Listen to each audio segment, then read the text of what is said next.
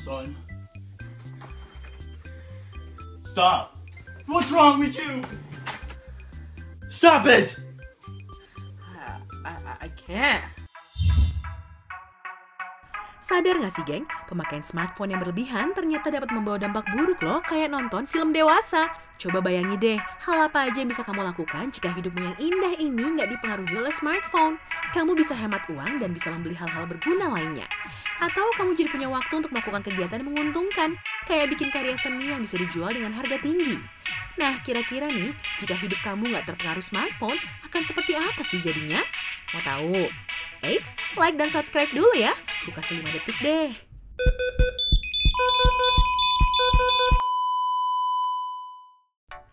Nah, yuk sama-sama kita lihat 5 dampak positif yang terjadi jika kamu tidak mentuhani smartphone. Pertama, tentunya kita tidak akan lagi terikat. Terikat gimana sih, Mbak Narator?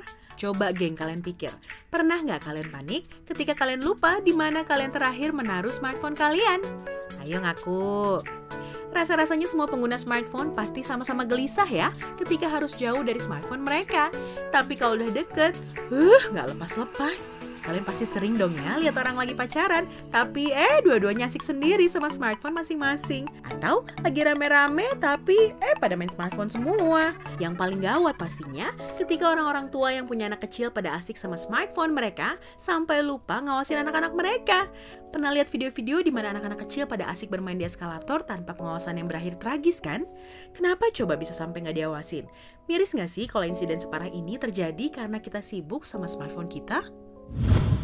Kedua, kita bisa menjadi lebih kreatif dan produktif, geng. Loh, bukannya justru pakai smartphone bikin kita lebih produktif ya? Kan kita selalu on. Eits, ternyata enggak, geng. Menurut studi yang dilakukan oleh Journal of Digital Information, terlalu banyak online justru malah bikin kita kehilangan fokus dan kreativitas. Karena namanya online pastinya banyak informasi yang tersedia. Kita pasti klik sini, klik sana, padahal yang dibuka pertama aja belum beres dilihat gara-gara banyak pilihan-pilihan yang menarik perhatian. Sehingga informasi yang kita lihat nggak meresap dengan baik, geng. Karena terlalu banyak online merangsang bagian otak yang mengatur ingatan jangka pendek, tapi kurang merangsang ingatan jangka panjang.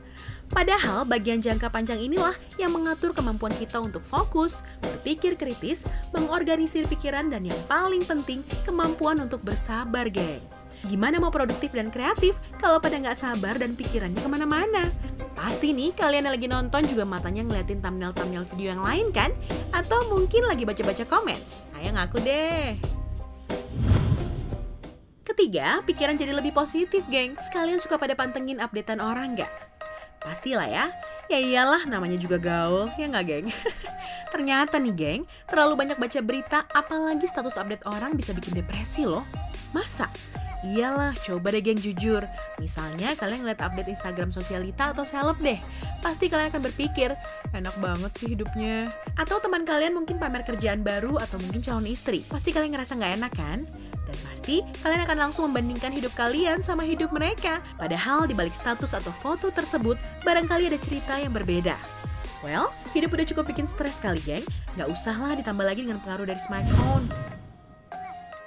Keempat, nggak pakai smartphone tentunya ngasih kita lebih banyak kesempatan untuk berinteraksi sosial. Eits, interaksinya bukan lewat sosmed atau komen YouTube loh ya. Tapi kalau sama jalan tikus sih lewat komen dulu aja deh, biar semuanya kebagian.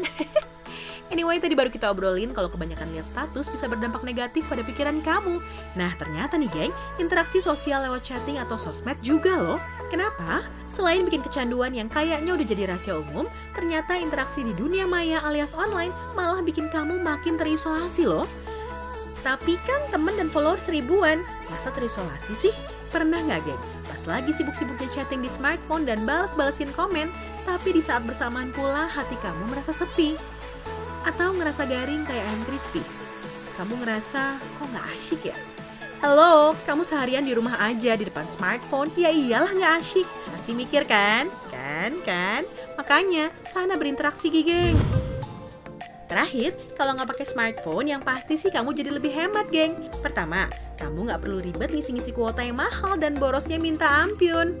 Coba hitung deh, geng. Berapa kira-kira pengeluaran kamu selama sebulan buat kuota? Lalu kaliin 12. Kelihatan kan tuh berapa banyak uang yang udah kamu keluarin dalam setahun buat kuota doang. Dan dari jumlah yang udah kamu keluarin selama setahun, seharusnya bisa kamu pakai buat apa aja coba? Udah gitu kamu juga pasti nggak akan pusing saat smartphone versi terbaru keluar. Kan udah nggak pakai. Nah sekarang tabungannya bisa dong buat ajak aku jalan-jalan. Eits, tapi ini hanya berlaku buat yang belum punya pasangan aja loh ya. Kalau udah punya ya jangan harap. Aku paling nggak suka di madu. Loh kok jadi curhat ya? Itu dia geng, 5 dampak positif yang terjadi jika kamu tidak mentuhani smartphone. Pastinya susah sih untuk benar-benar lepas, namanya juga udah jadi bagian dari hidup ya kan? Tapi mulai-mulailah menguranginya. Di sisi lain juga kan untuk melatih ingatan jangka panjang kamu. Makanya, tonton video-video kita sampai habis dong geng. Gak mau kan memori jangka panjang kamu gak terlatih? Jangan lupa like, share, dan komen ya. Buat yang tadi belum mencet tombol subscribe, ada baiknya kamu subscribe dulu. Dan buat yang udah, jangan lupa nonton video-video kita yang lainnya, biar wawasan kamu makin luas, geng. Sampai jumpa. Muah. Muah.